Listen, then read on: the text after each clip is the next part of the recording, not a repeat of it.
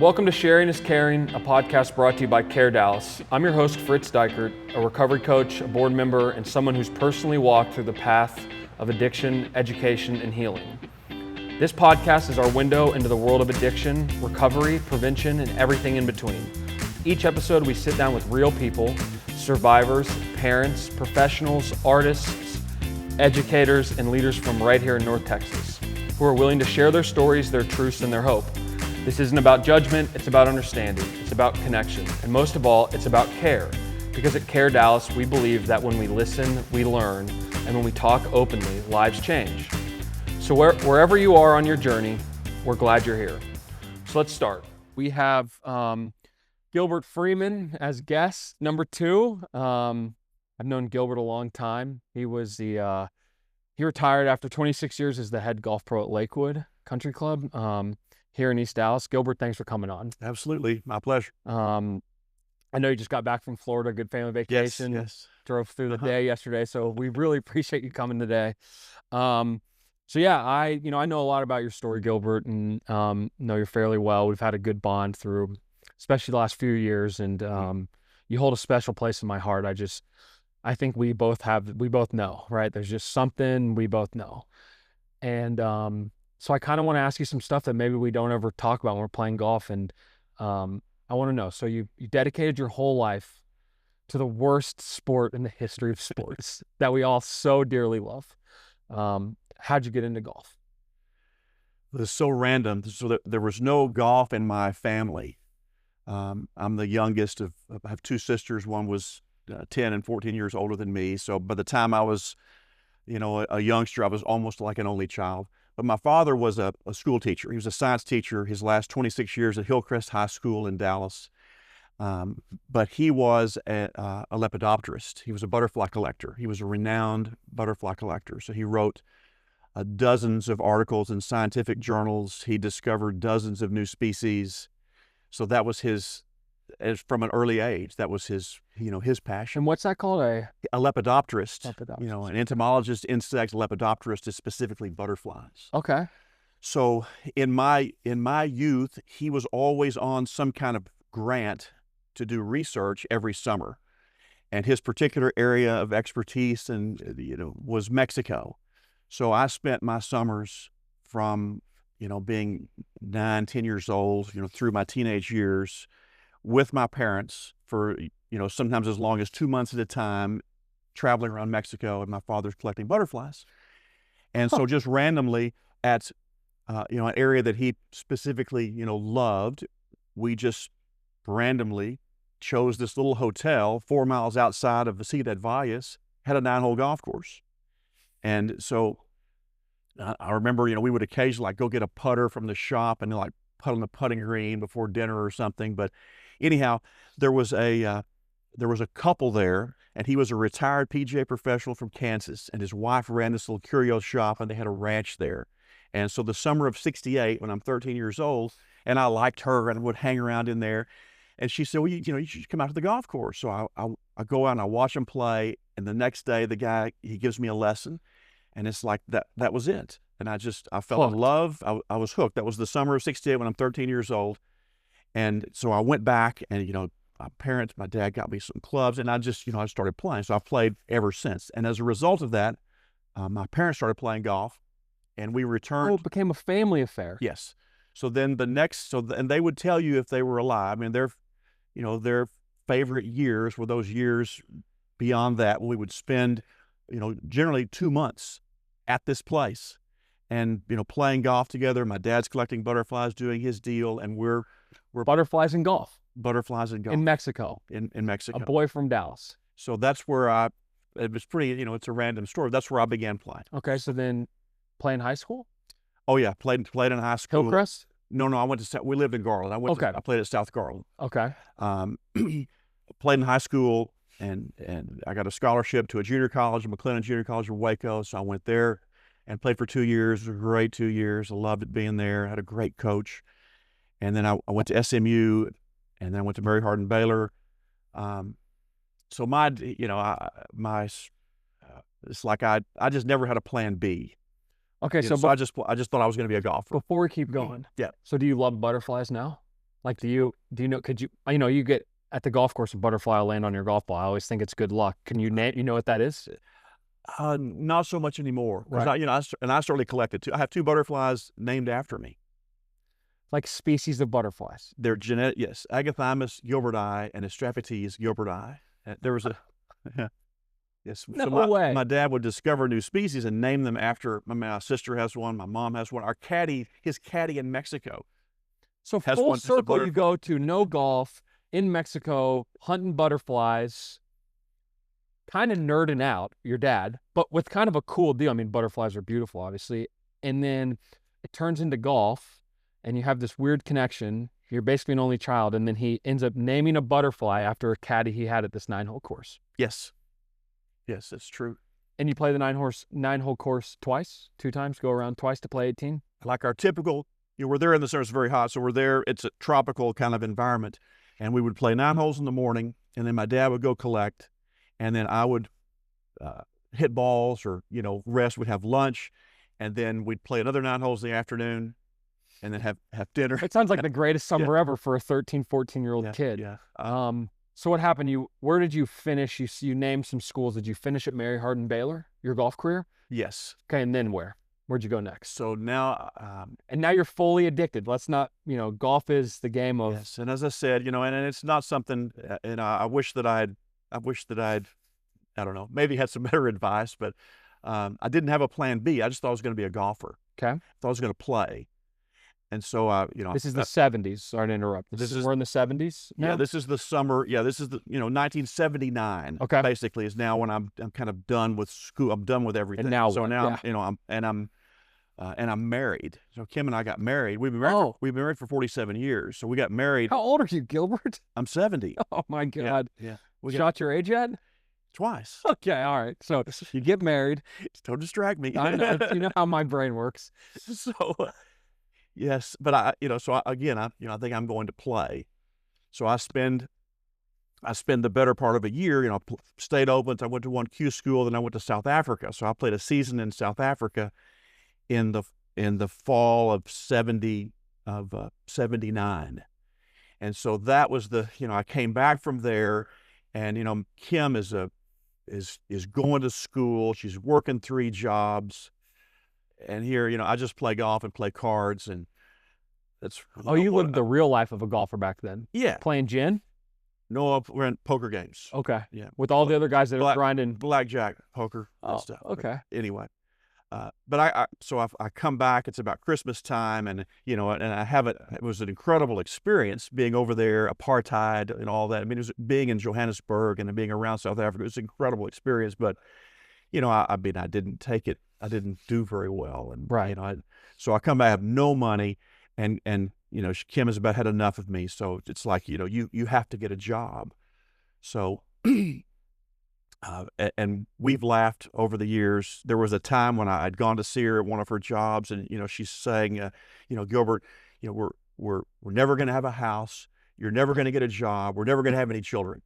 And it's like the next thing you know, we have 5 kids. We have 2 houses, one we can't get rid of, and I work all the time. So it's like, Yeah. You careful. got what you wish. be careful what you wish Yeah. for.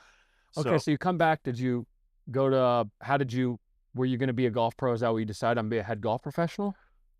Well, I went to work at DAC in the bag room in the 70s. So Okay. in my senior year. Okay. So I was very influenced by the golf professional there and that whole deal. And So who was yes, that was Ross Collins. Okay.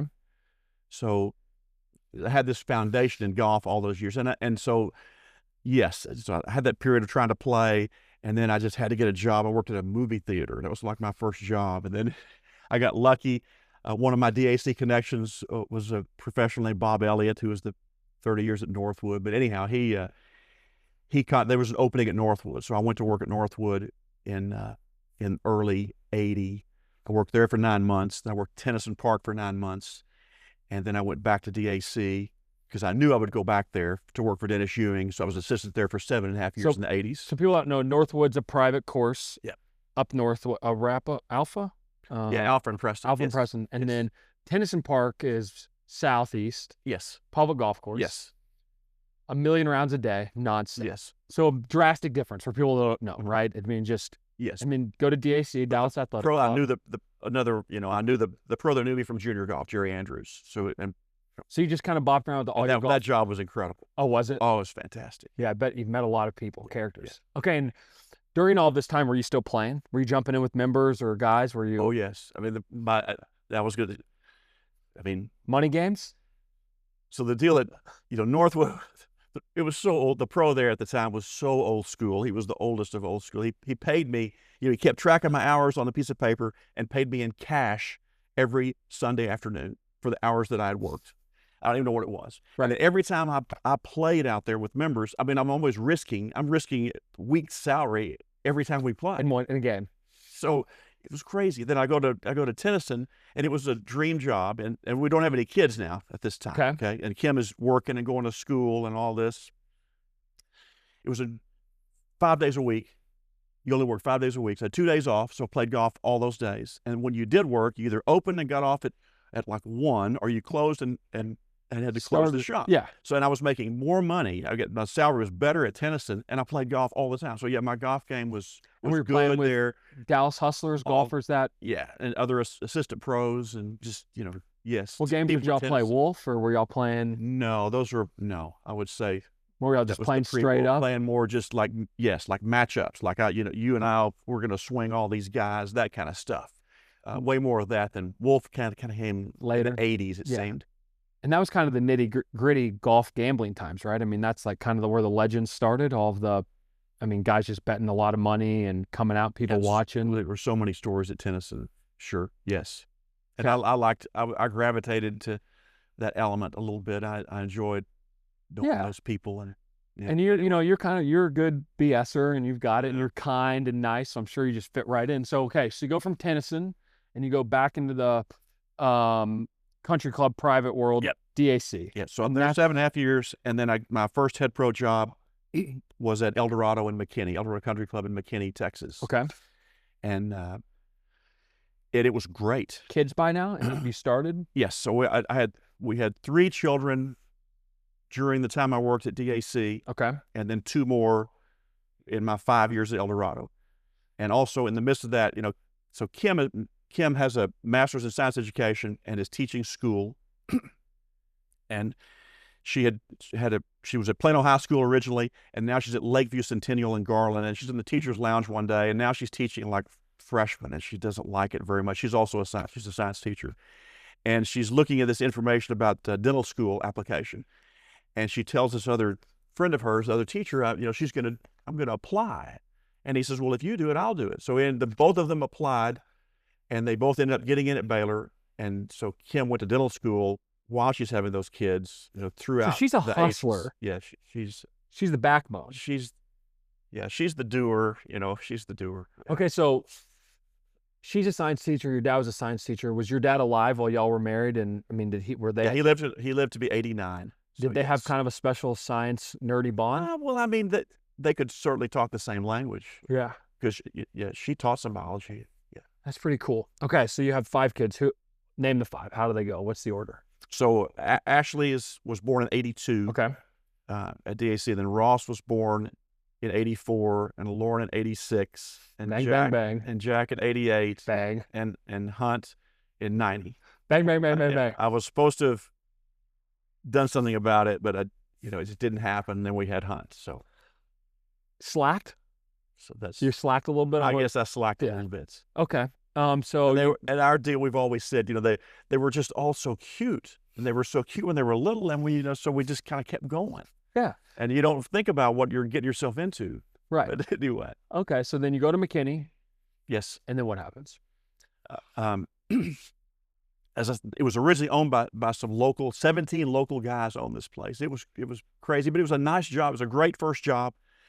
And during that period, they were also kind of nutty, and they lost the place financially, and it was auctioned off, and it was bought. That was a time when there was a lot of the Japanese were buying clubs in Texas, and this group bought Eldorado, but they hired a local management company. So we went for a while where everything was great, and then out of the blue, we had our club championship on Labor Day weekend, and I come back in the day after having a day off, and everything is great, and they say, oh, they want to see you upstairs. The manager wants to see you, so I go upstairs, and like out of the blue, they give me 30 days notice. So they wanted my job because I owned the golf shop. It was a nice little job. Yeah. And so they're bringing in one of their other pros from other place. So like out of the blue, and it's the day that Kim and I are closing on our house is the day I got fired. So I call her up, and she drives to McKinney with Jack and Hunt. They're a little bitty, and we have lunch in McKinney, and like kind of talk through this deal. And so, well, we got to just go ahead and do it. So we closed that afternoon on the house that we're still living in today. Oh wow. Yeah. So what a day. It was quite a day. So I was unemployed then for a period of months, and I had a wonderful thing happen to me. One of the nicest things ever in my career. A guy named Cotton Dunn. He was the head pro at Prestonwood, and he was a very polarizing figure. People loved him or hated him. Okay. He knew me from golf, but I did never work for him. He called me out of the blue and wanted me to come and have lunch with him in December of 93. And I go up there, and he knew my situation, and he had just created a job for me. So he makes me the head pro at Prestonwood and makes himself the director of golf because he had that power. And so now, and it got me through. That has to be a pretty incredible feeling that some guy that doesn't really know you, but based on your merit and your reputation, asked you to come, knew your situation, and created a job for you. I've said it's just one of the nicest things anyone's ever done for me. Yeah, and it just kind of shows you what all that going to South Africa, Kim being on you about it, going back and forth, that some guy just says, hey, I've got a job for you. Yes. So the spring of 94 is when the Lakewood deal happens, when they let their guy go and that search began. So the fact that I have a job, if I'd been unemployed, it would have been a tougher sell. Yeah. So now, I'm the head pro at Prestonwood, so it's okay. And I went through that interview process, and it worked out. So I got the job at Lakewood. And I went to work there on July 1st of 94. 94. 94. Yep. And so that's where we kind of kick in. So my parents were members there from, I think, 97 or 98. They're coming up on, it must have been 96 because they're coming up. My dad will be 30 years next summer, which is wild because, to me, it just kind of all falls into place. And so you go to Lakewood, and how old are you when you started? 39. And you kind of came as, here's Gilbert, and your family was involved and everyone knew y'all, right? You were very open. Like you were vulnerable with people. They got to see your life, who you were. I mean, of course, at that time, everything's great. Yeah. And so you stayed for 26 and a half years at Lakewood. Yes. You taught golf, taught a lot of kids how to play golf. I remember you when I was young, you and Red. I feel like at kids camp, you go tennis, golf, swimming, right? And yes. Me and my cousin and I, Patrick, we would play home run derby at the tennis court. We would get the ball machine to toss his balls, and we would hit them over the street onto La Vista. And then we'd come to golf, and we enjoyed golf. And then you'd go swim, and we just messed around. And so you're at Lakewood, and how old are your kids at this point? Let's see. So that's 94. So 12, 10, 8, 6, 4. Yeah. Okay. And did your kids play golf? Like when they grew up, were you teaching them how to play so golf? Ross, the oldest, started playing at El Dorado. Okay. And so, and then Jack and Hunt, really got into it at Lakewood. Our daughters never really gravitated. They both play basketball and volleyball and other sports, but didn't really gravitate to golf. Right. Other than just kind of socially. But the boys, they were. And they came up to Lakewood. I mean, I remember your boys up there. Yes. Yeah, absolutely. So Lakewood, the membership there accepted you. You became family, right? I mean. Yes. At that time, Lakewood was wanting the regime before mine. They hadn't been very junior golf friendly, so they wanted junior golf to be a more important thing. Okay. And so that's one of the things that I was responsible for doing. Was making. Which now, golf. You look at our junior golf program that came up under you. You've had some good play. So having my kids out there, it was fine. Yeah. It was good. Okay, so you got to Lakewood, and for people that don't know, it doesn't happen as much, but you owned the golf shop, meaning all the merchandise in there, all of the clothes, the equipment, you owned and you sell, right? That's part of your compensation package, essentially. Correct. Yes. Okay. And I would say if you asked anybody right now that knows you, if you said, does Gilbert have style? They would say, yes, his golf glove matches his socks and the belt matches his hat. And you pride yourself on it, right?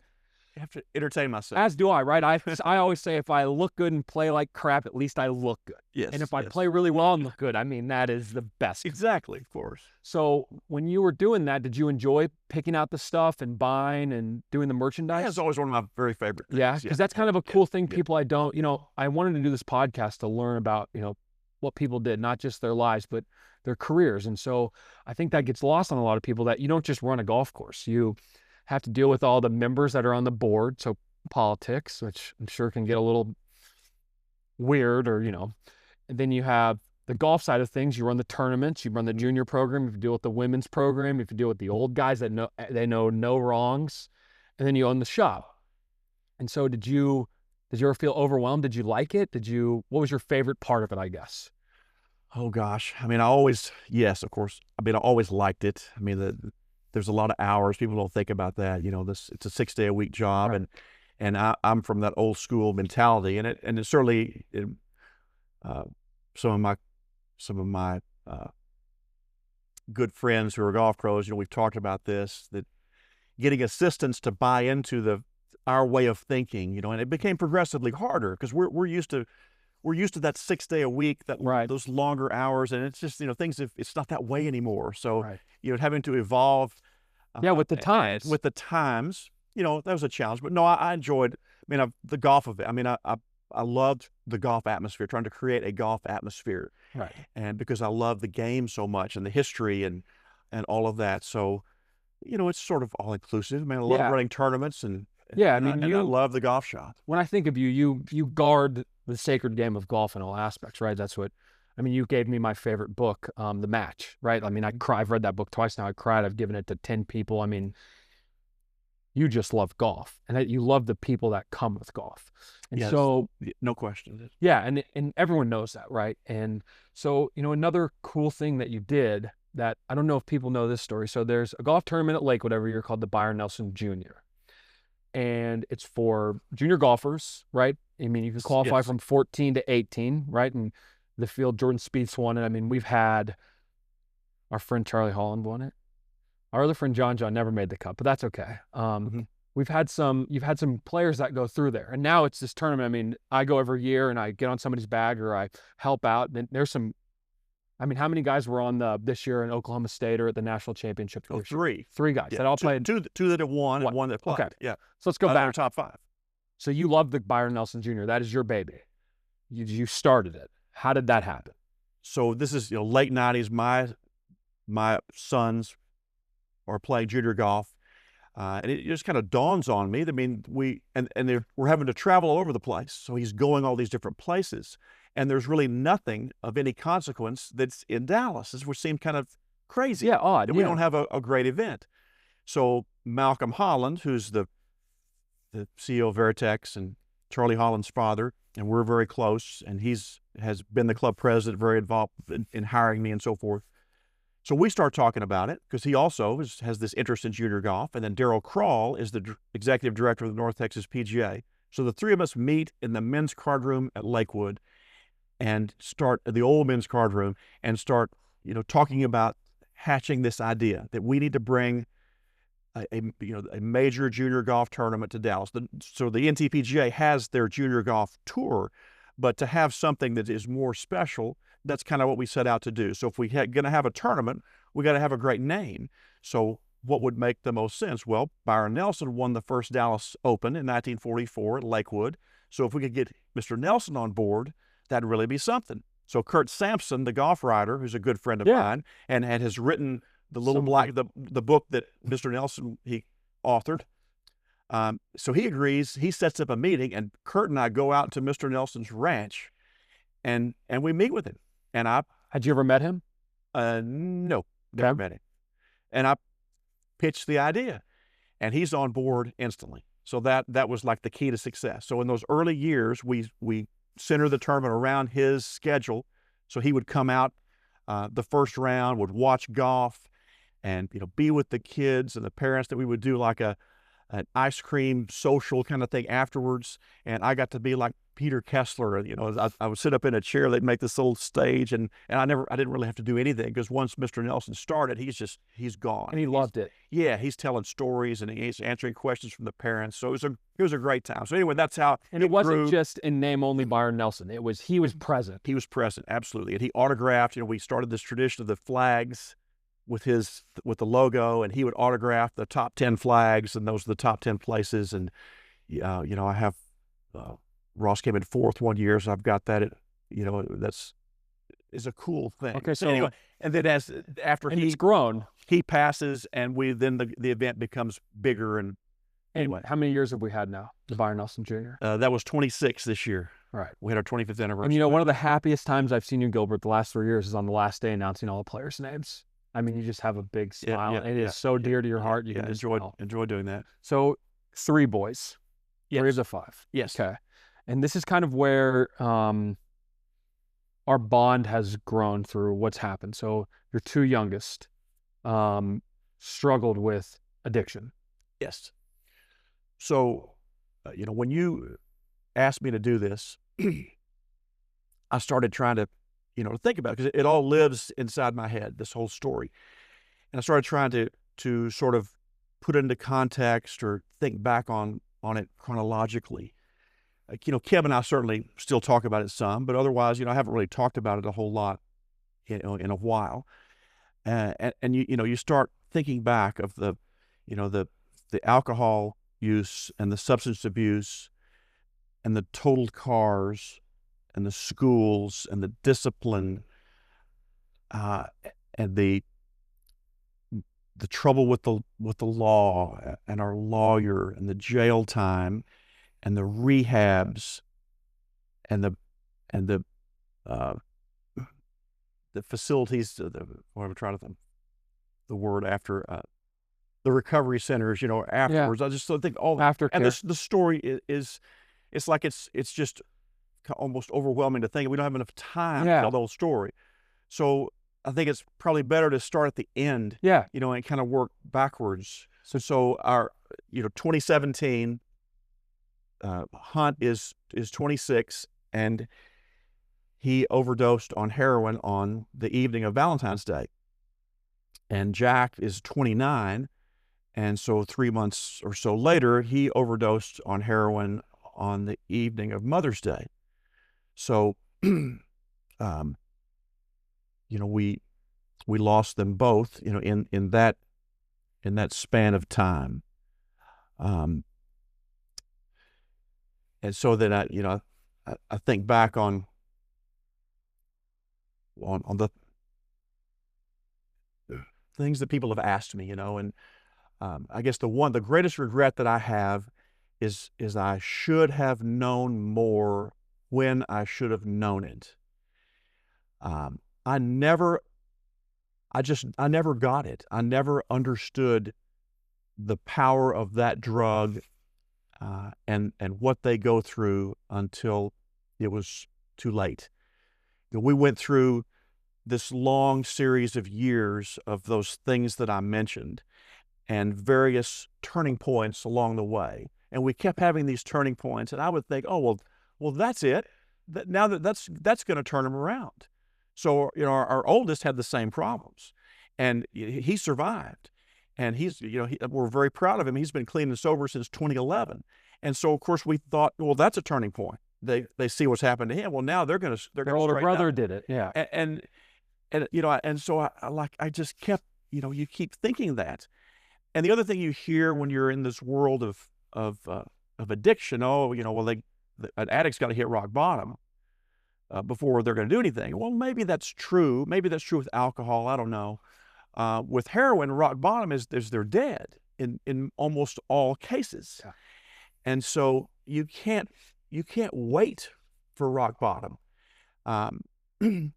So we, you know, the things I guess I would, you know, I mean, the thing is, what did we learn along the way? I mean, for one thing, I mean, it's such a struggle finding places to go. Yeah. And unless you're really wealthy, you know, you're somewhat limited by what you can do. And, again, I kept thinking, well, gosh, they spend 2 weeks here and they get sober, and well, now we're gonna make some progress. Well, no, I mean, if you can't conquer heroin in 2 weeks. Right. I mean, it's an incredible commitment, and I just didn't get that as well as. Did your wife, Kim, did she get it? Well, Kim is a much better disciplinarian than me. I was the enabler. There's just no doubt about it. I was the enabler. We had a wonderful lawyer. I mean, that got them all out of, minimized their legal struggles. And so I think back, maybe I should have, left them more times. So, she was harder on them than me. I wasn't hard enough. Okay, so your first son passes Valentine's Day evening, and then 3 months later, your next one passes, and it's kind of like, what now? And I told you before, I wanted to ask, you hear about that, so people think, oh my God, that must be heartbreaking, these poor parents, this poor family. The next question is, how did it impact y'all's day-to-day other than the obvious? Did you and your wife, did it bring y'all closer? Was it a push-pull? Was there anger? You had 3 other kids. Did they, what happened? What was the aftermath behind the scenes? How'd y'all do it? What did y'all? I will say, one thing that we feel strongly about is being open about it. I know we both get frustrated. I mean, since they both died, I read the obituaries every day. And I will see, sometimes you'll see one that looks like it just stands out to you. This doesn't look right. This person is too young. But they don't ever say what happened. And, we said it, we've always said it. We hate heroin. I mean, I think that was in the obituaries.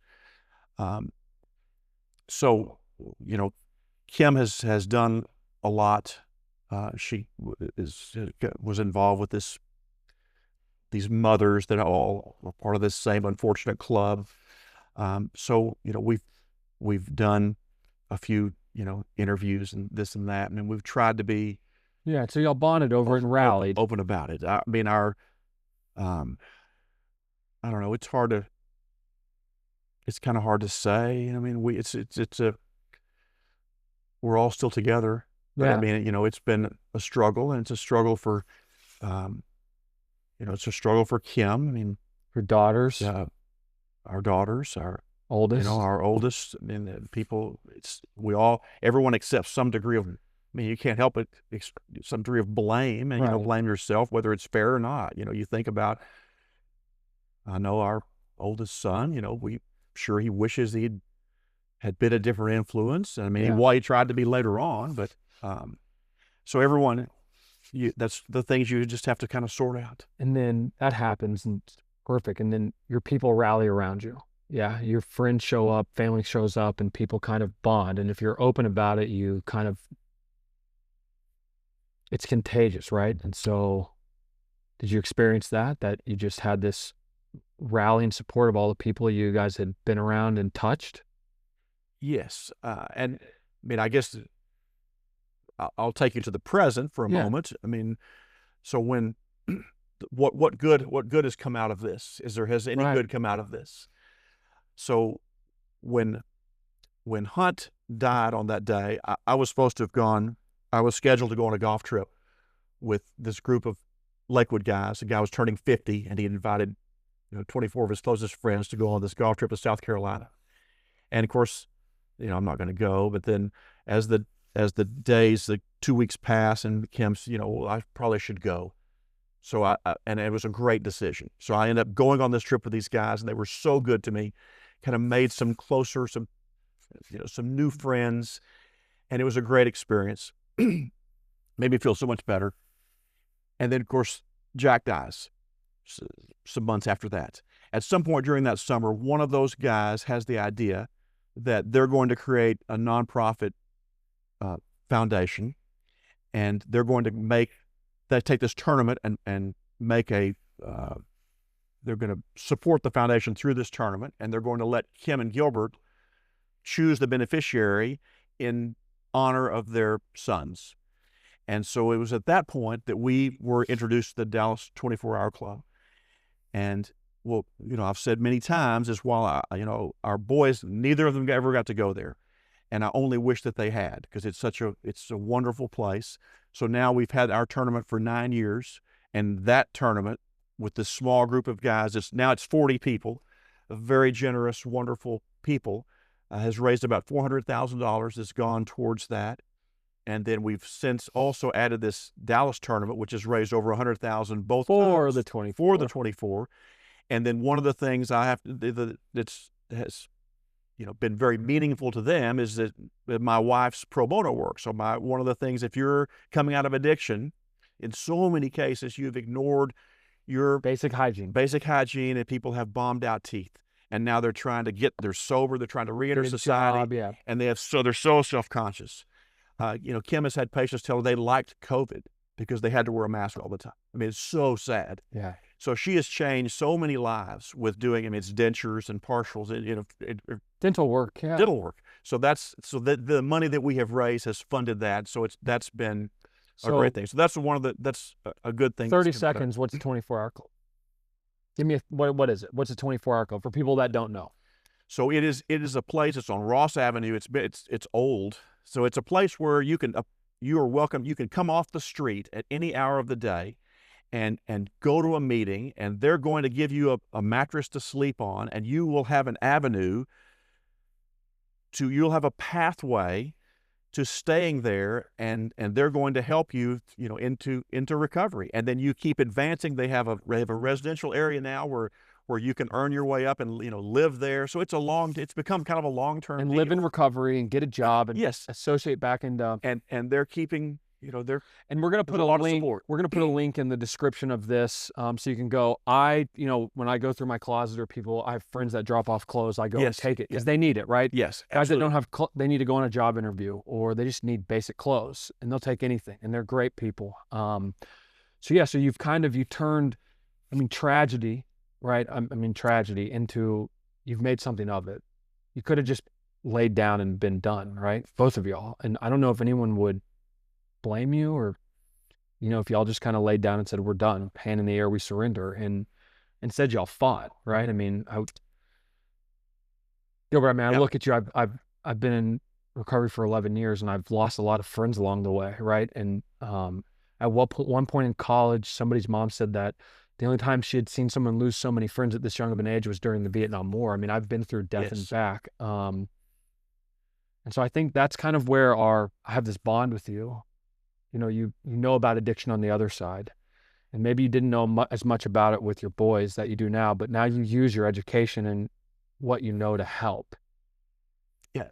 So it's important for people, if you have someone who is struggling with this, to understand the power that those drugs have. Our boys were the greatest liars. They knew what I wanted to hear.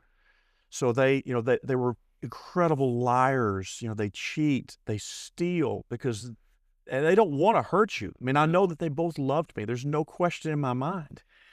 But it's secondary to having to get high. Yeah.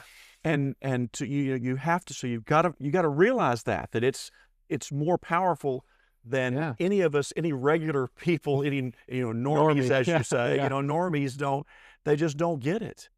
And so that's something I urge people to try to comprehend. Right. And I've talked about it, like you said, being open about it, talking about it. People need to hear, right?